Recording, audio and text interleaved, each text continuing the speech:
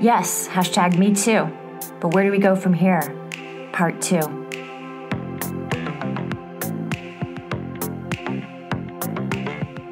It's been a year for hard truths about the pervasiveness of sexual harassment and sexual violence. And after all the hashtagged confessions, revelations, and apologies, it's not entirely clear where this all goes next.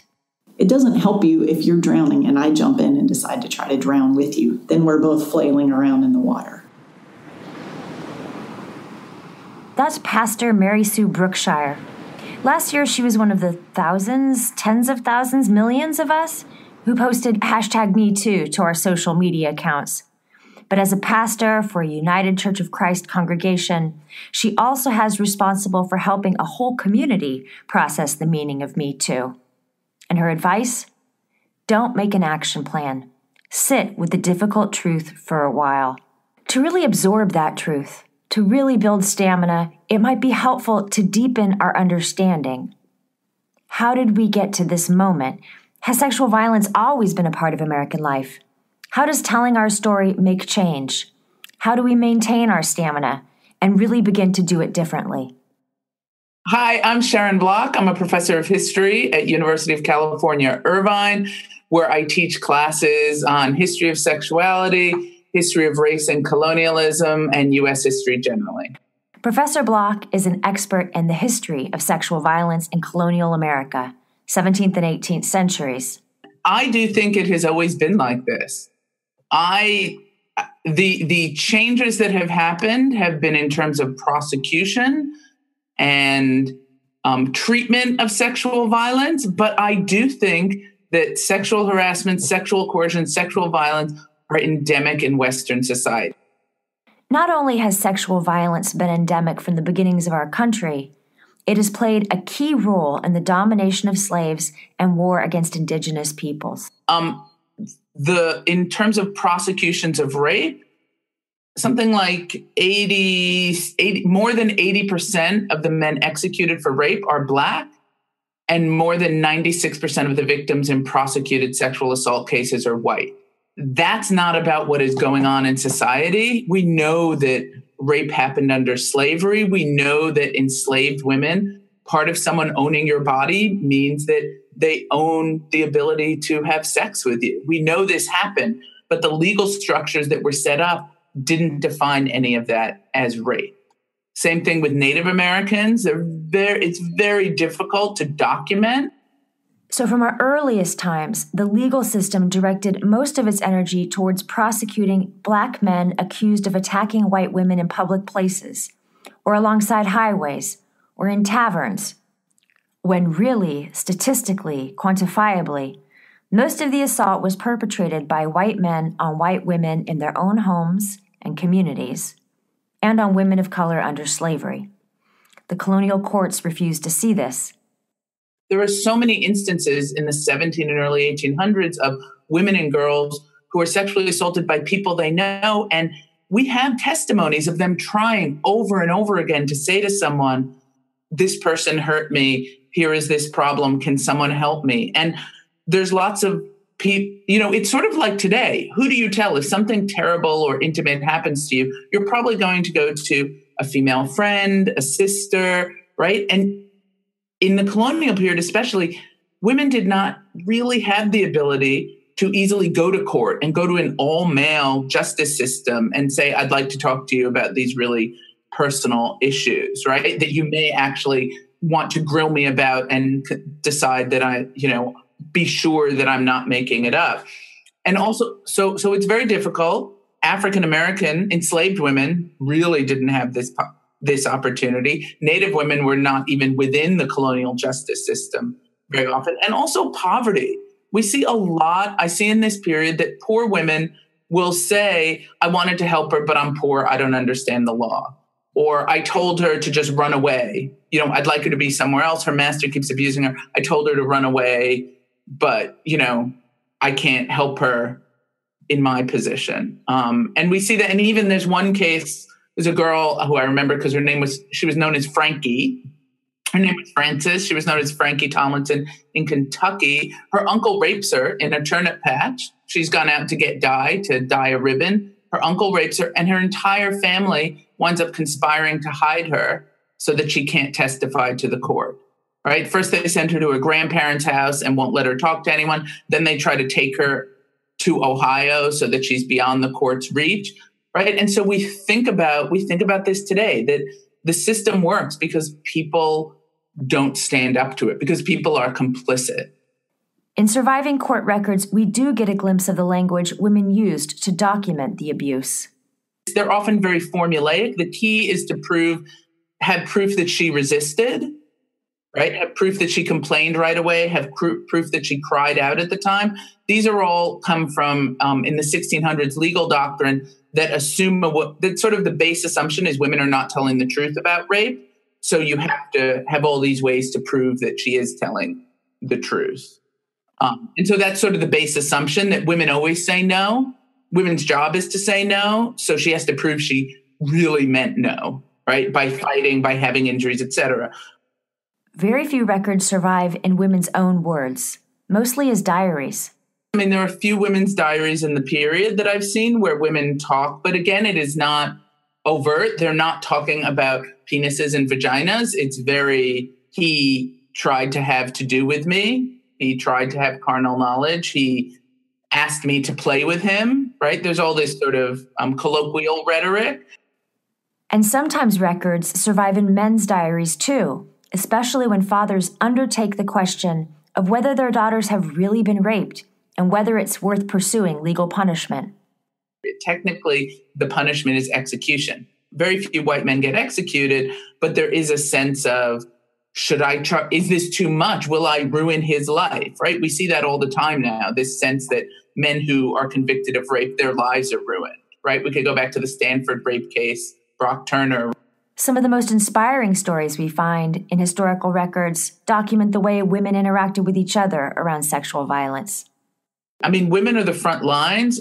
A victim will first go to the women she knows. And there's it's not just after, it's helping her avoid someone, helping her get out of the way, helping her go somewhere else, right? Sometimes it's women helping. Sometimes it's women helping the perpetrator, right? Mm-hmm. Wives are in really difficult positions when their husbands are abusing slaves and servants, mm-hmm. right? On the one hand, they may think this is wrong, but the culture suggests that the servant is part of the problem. There's a great diarist, Abigail Abbott Bailey, who writes at length, her husband sexually abuses servants and her daughters. And she keeps a diary in this period, talking in relatively coded terms, but clearly this is what's going on about what should she do. She's not supposed to leave her husband. Women have no means of economic support really in the period. What does a woman do? She can't even be forced to testify against her husband because husband and wife under the legal doctrine of coverture are one person, law. Right? Right. And so women, I mean, this is one of the hardest things I find with students to understand. Women don't help other women necessarily. Lots do, but they are also very vulnerable and in difficult positions. Mm-hmm. And sometimes their help is just try to avoid him. I think we can hear in those historical records striking parallels to today, when women coach each other on how to just avoid it, how to just avoid him, how to make the best of a situation. And there's a girl, I think she's a teenager, Mary Anderson in New York City, 1750s, who works in a shop. Her mother's a poor Irish widow. They don't have any money.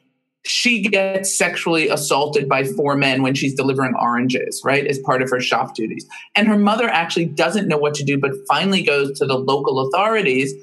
But the mother says to them, I don't want them prosecuted. I just want them leaving her alone.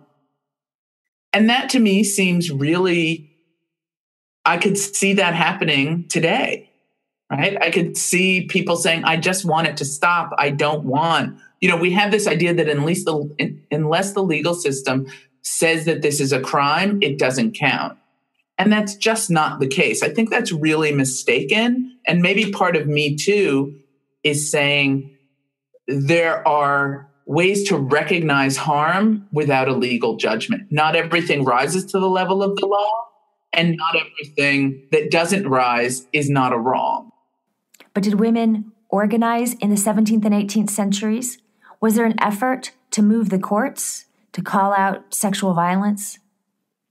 And I guess the organizing I see in my period, which is mostly before that, is women helping other women. So when women are traveling in a tavern and a man is drunk and assaulting her in the bed where they're staying overnight, the woman will go sleep with the other women, the sort of security in numbers. So it's sort of this ad hoc organizing. It's not the reform movement kind of organizing that we see. We do see in the early 19th century, one of the concerns of abolitionists, people who want to abolish slavery, is the sexual, it's not necessarily assault, it's the sort of sexual degradation of enslaved women by white men. And so it's interesting because their concern isn't necessarily the force. Their concern is that it is wrong for a society to have sex outside of marriage. It is wrong for men to be having sex not with their wives and with enslaved women, right? It is corrupting the enslaved women by them having sexual relations with masters. And so it's complicated. I really don't think rape activism starts until much later.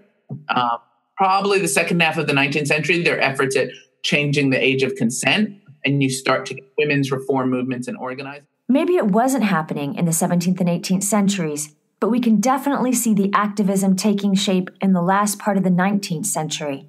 Among white women, the temperance movement, a movement to regulate alcohol sales and consumption that peaked in the early 20th centuries, definitely called out sexual violence as one of alcohol's signature crimes. But some of the bravest activism has come from African American women who have tried to call out, name, and prosecute sexual violence against all odds from the 1850s forward. If we want to understand the roots of Me Too, we have to recognize that it came out of the work of African American women.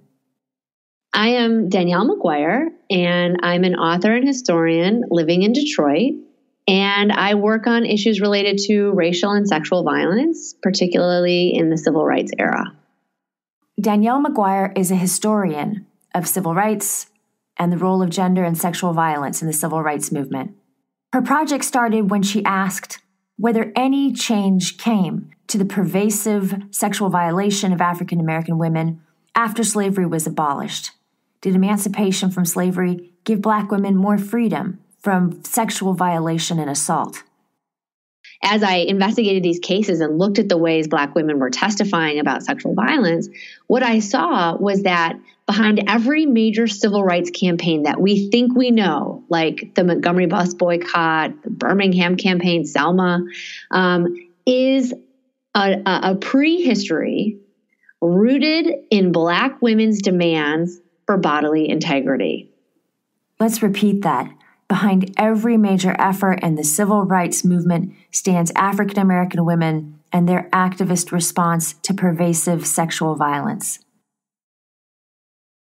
And so everything looks different in the civil rights movement when you use the lens of sexual violence to see it. It's not the side issue. That's right. It is a driving precipitant of the civil rights movement as we remember it. Correct. I'll give you an example. Think about the Montgomery bus boycott, a story that everyone thinks they really know, right? If we think about it only from the perspective of race, it looks like an issue about racial segregation. You know, African Americans were confined to the back of the bus and whites were allowed to sit in the front.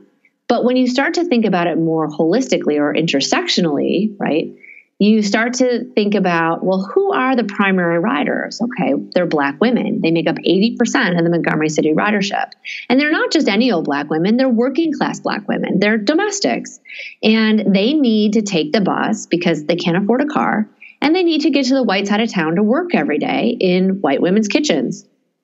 And buses have always been, fraught spaces because of segregation, but they were also fraught because Black women's bodies were abused on the buses. So buses became sites of violence. Black women were touched inappropriately, slapped, called names. They'd pay at the front and be forced to get on at the back. Oftentimes their leg would get cut in the door as it closed and the driver would drive off, dragging women, dragging men too. And so buses are sites of violence.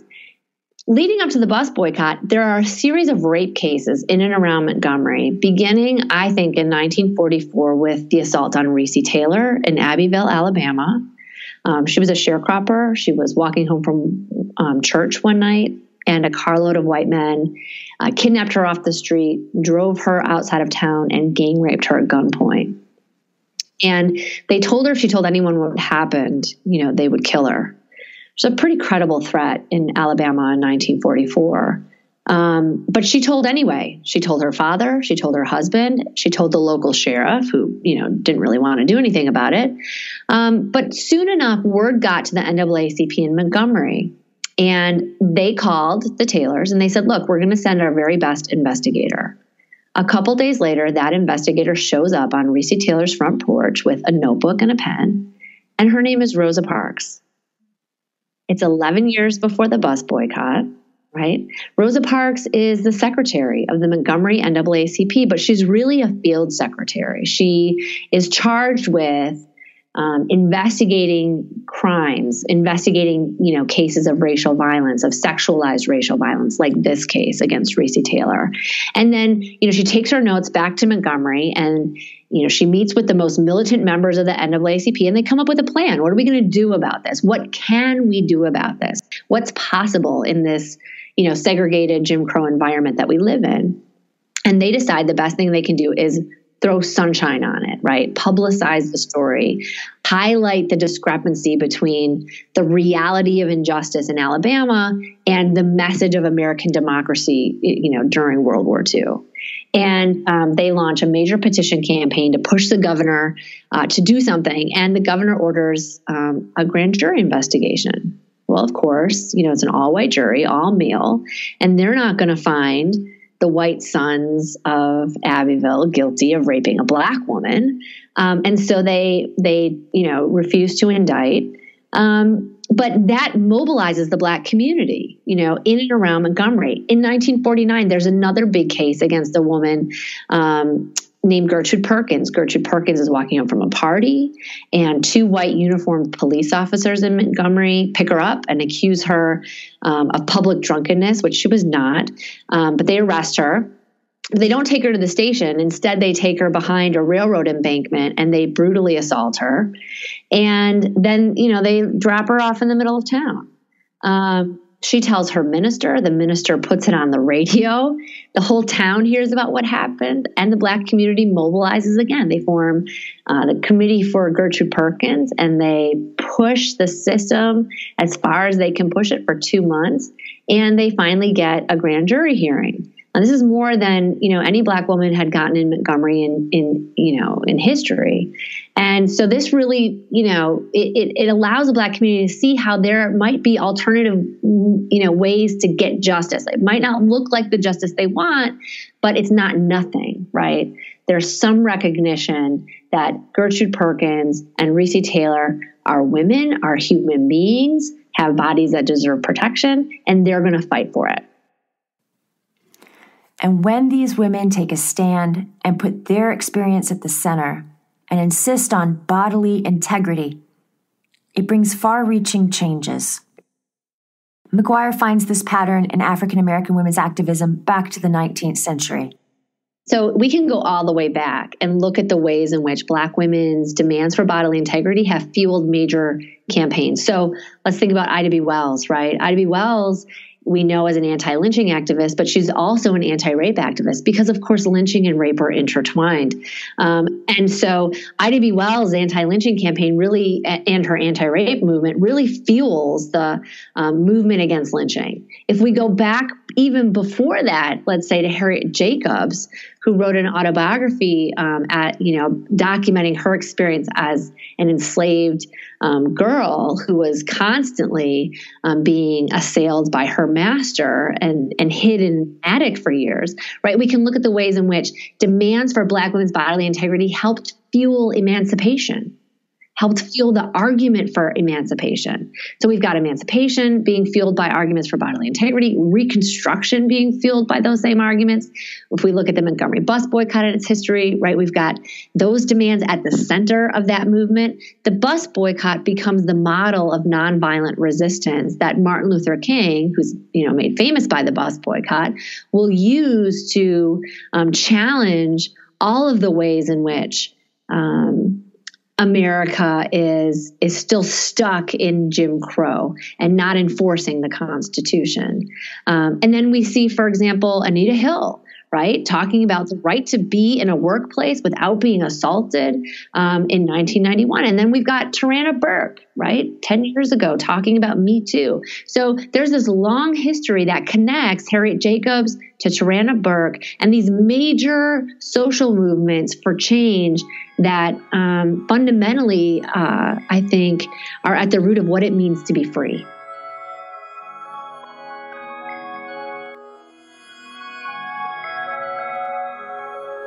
Think about that. Me Too is about what it means to be free, what it means for everyone to be free.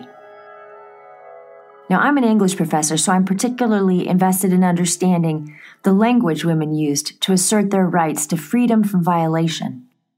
It's interesting. They basically just said, no one had a right to touch me that way. I didn't deserve it. I didn't ask for it.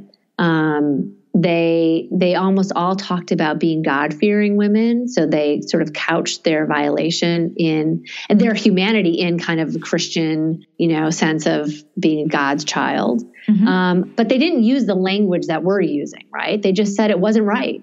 This was wrong. They took me. When I asked Recy Taylor what made her speak out, given the threats, the very real threats against her life, her home was firebombed after she spoke out. Mm-hmm. She said, "I just didn't like what they did to me." I heard Black women saying things like white people didn't have the right to talk through their clothes, right? That they didn't like the way white men would look at them.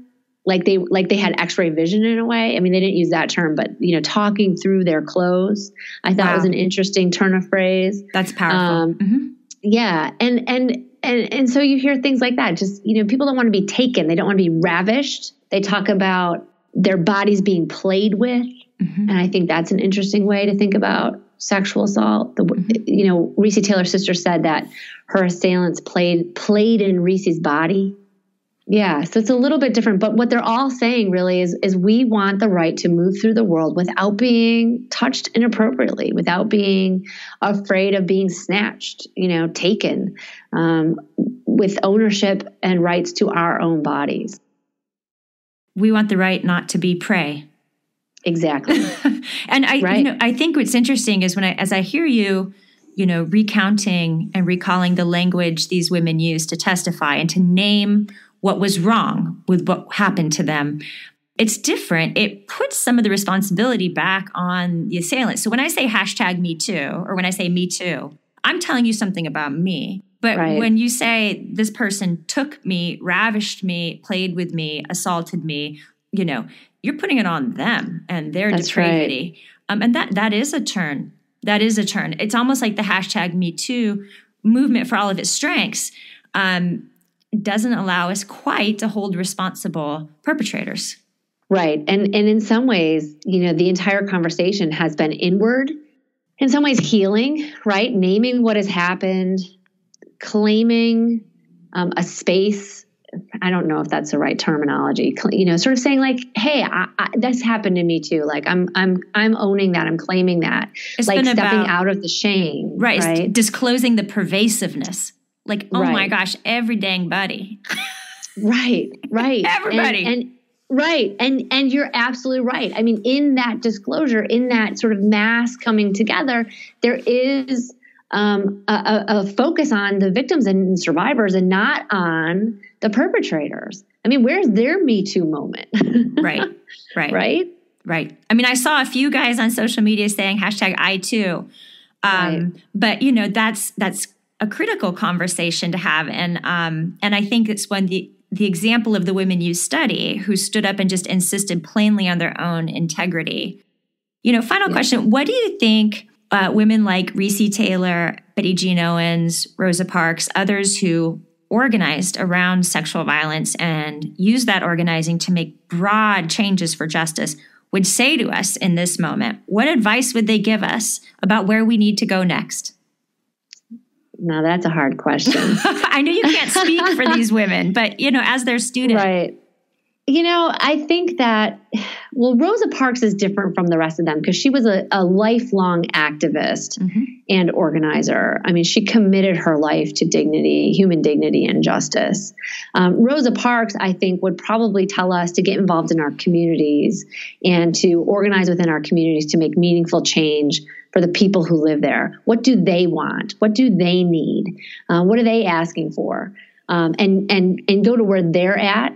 And then she would probably encourage us to help them see themselves as leaders and to take on those issues on their own, with assistance, but to see ourselves as able to change the world and to on name, our terms. Yeah, and to name the real issues at the heart of it. I mean, wherever there's economic exploitation, there's likely also sexual violence. These are intersecting practices of domination. Right. That's right. And they saw it that way, and that's what they named it. And it wasn't complicated, and it wasn't theoretical. It was just about what had happened. And so I think on some level, we don't need to complicate this more than, necessary. We just need to get in there and fight. And there's lots of ways to fight. There are, we can help survivors. We can help build up those networks of support. We can take on legislation that would lead to, let's say, longer, oh gosh, I'm forgetting the term. Statute of limitations. Thank you. Longer statute of limitations. So if we think about like the Nassar case or any of these other cases where we've got, serial rapists that have been operating for decades. Right? Decades. I'm serious, right? Decades. And we just had a case in Michigan where a young woman who had turned 30 was kidnapped by an interstate truck driver and brutally raped. And when they ran his DNA, they found that it matched DNA samples from other women who had come forward claiming they were raped by the same person in 4 states over 20 years. We need to get those rape kits tested. I know there's a backlog of rape kits. That's right.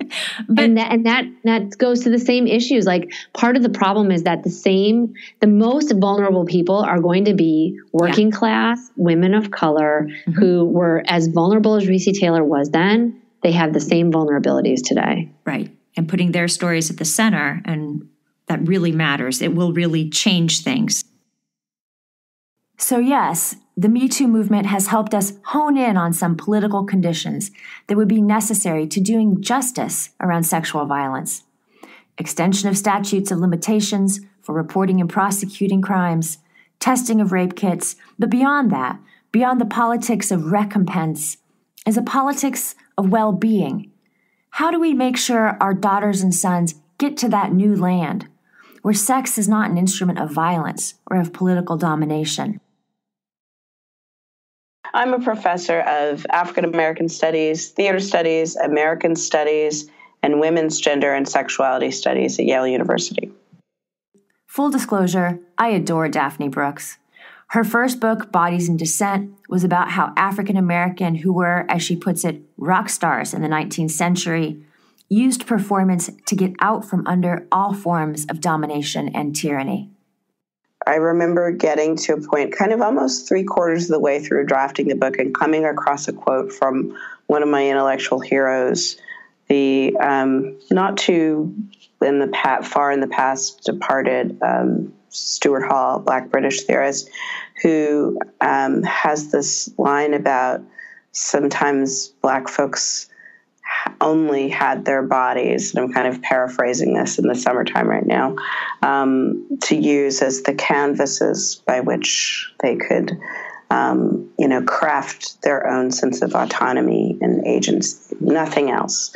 And I thought, well, that kind of sums up how I'm exploring the ways in which marginalized peoples, but especially people of the African diaspora and especially women of the African diaspora who were held in captivity, had to kind of improvise ways of claiming control of, their being, which had been juridically, so by way of the law, by way of legislation, denied them.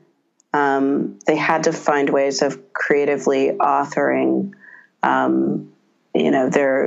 how they defined their bodies and their sense of being in the world.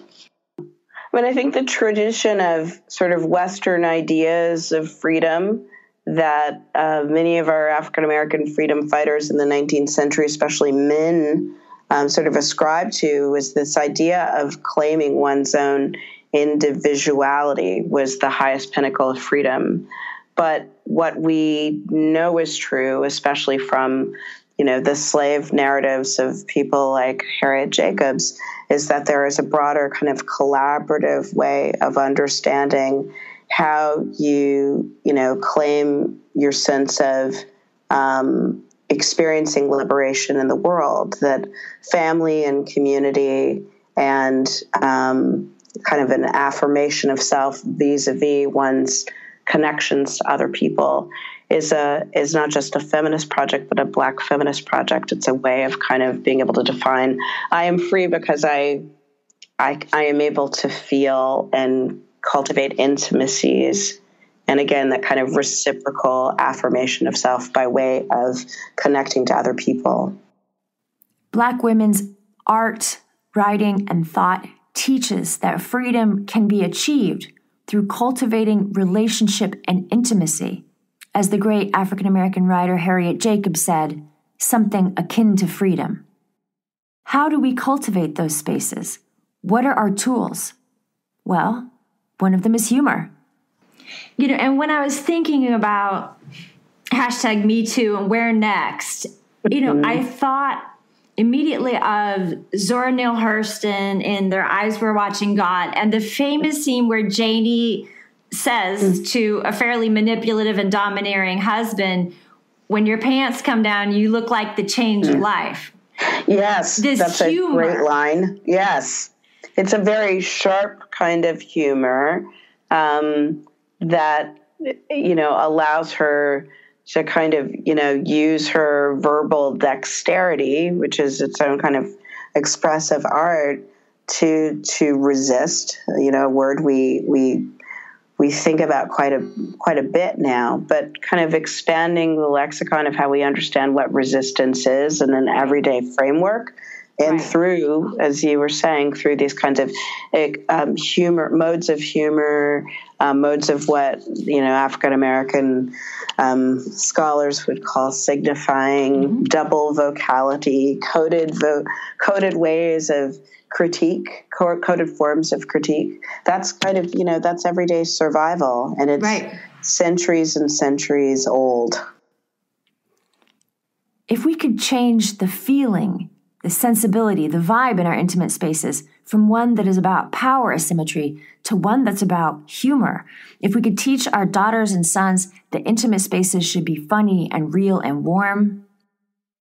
And there's reasons why that tradition can't belong to my daughters, but I started thinking, what if they walked into sexuality being able to laugh at someone who pulls his pants down at the wrong time?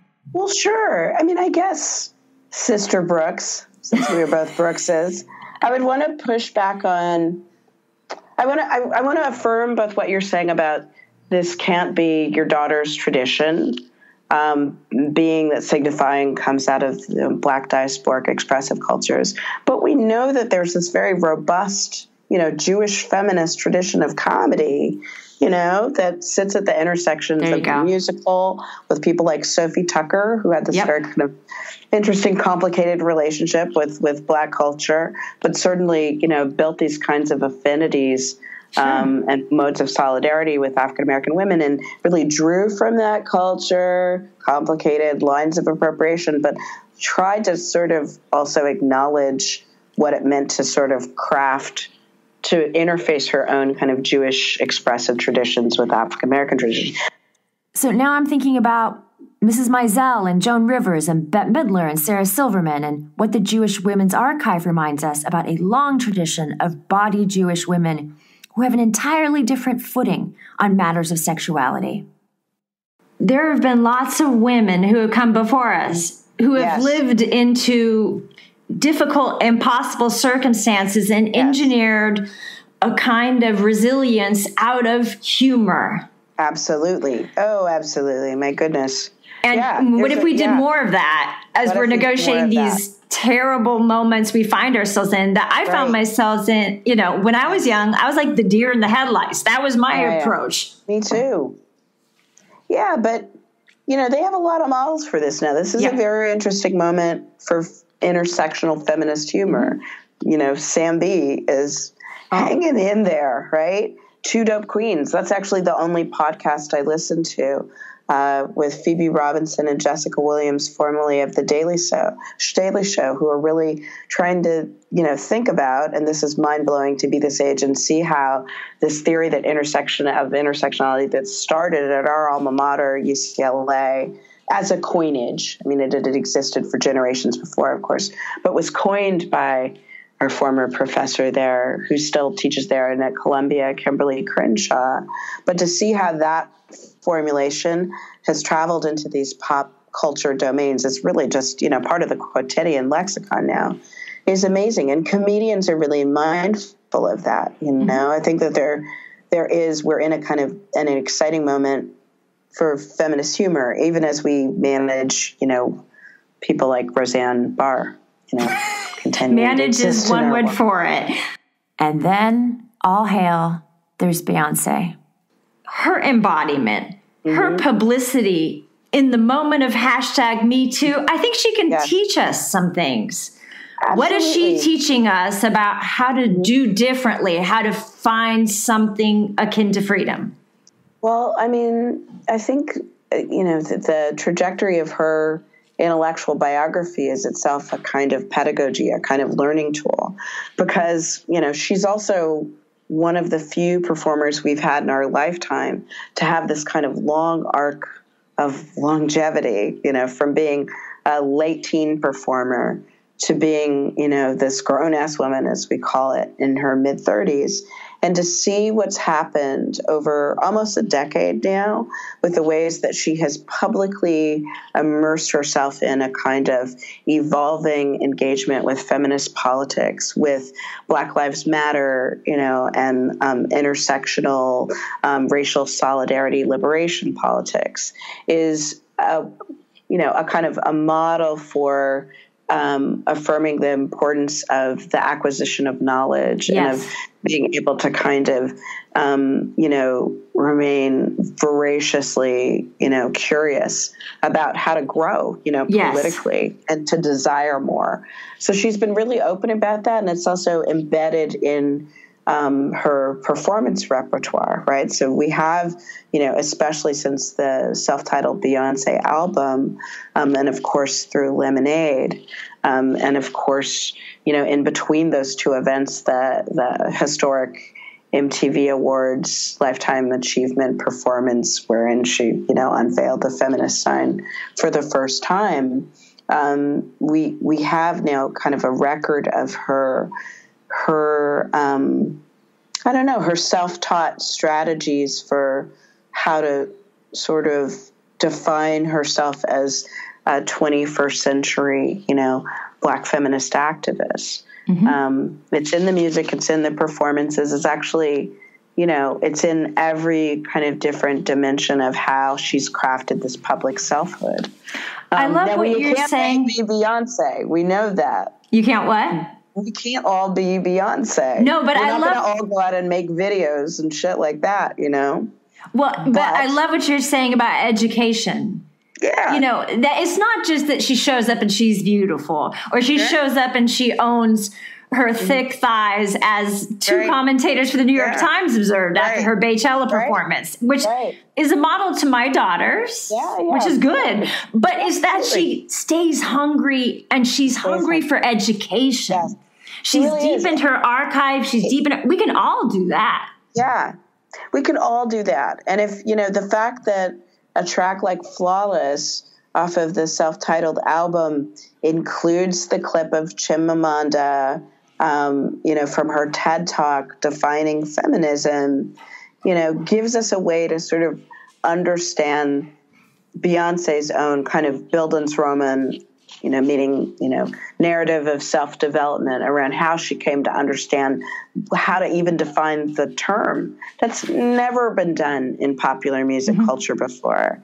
And so there are these kinds of practices of, engaging in self-education and being really aligned with intellectual and political, icons and bodies of knowledge that allow her to, identify her own forms of liberation. So that education is not just, keeping people safe, helping young women find a better pathway in, is not just about locking it down and locking up perpetrators and creating neutral zones. It's like stuff's going to happen. Keep reading. Keep talking. Keep reading. Keep talking. And, Lemonade is a really remarkable example of how to think about the, what we would call the communitarian, about, how to sort of build these communities of what, our millennial friends call self-care, but that are rooted in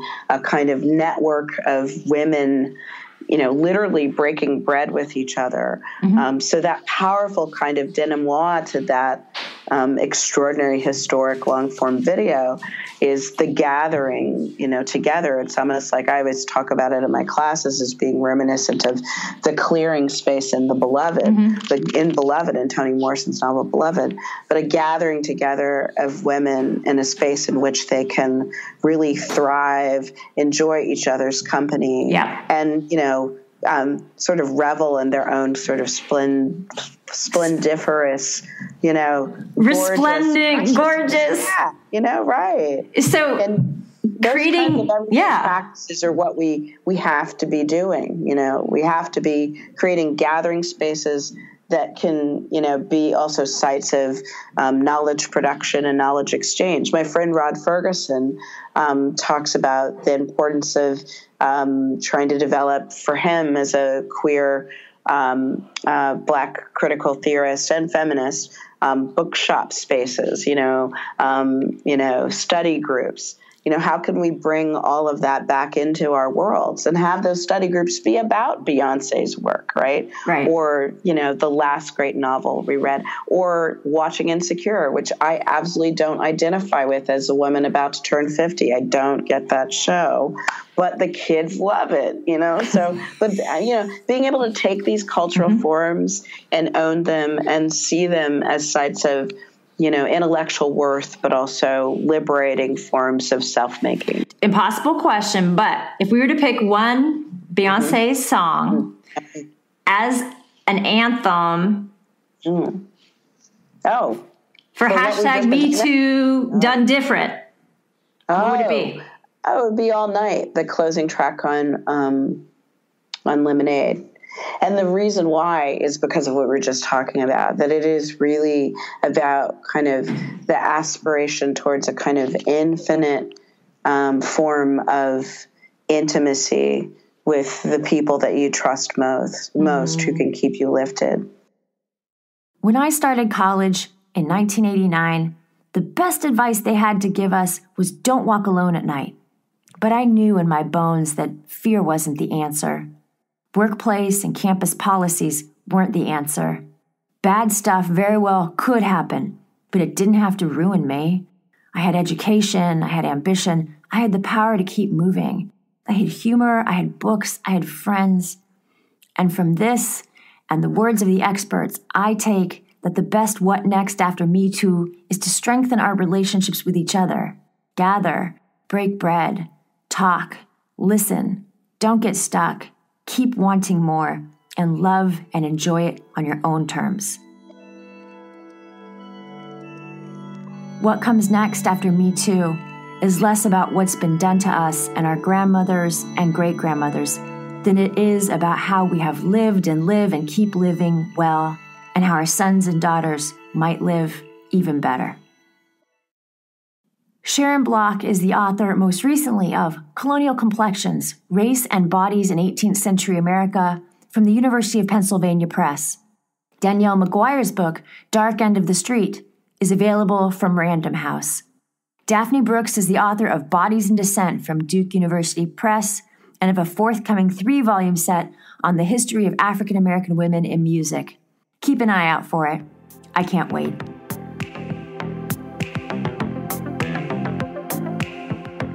This is American Beauty. I'm Joanna Brooks. Please stick with us. Subscribe, share, rate, and review today at iTunes. Follow us on Twitter and Insta @_Joanna Brooks. Check in at AmericanBeautyPodcast.com. Thanks to Rachel Taylor for sound production, K Studio for brand design, and to all the women who are doing the work of democracy and shared their thoughts with us today.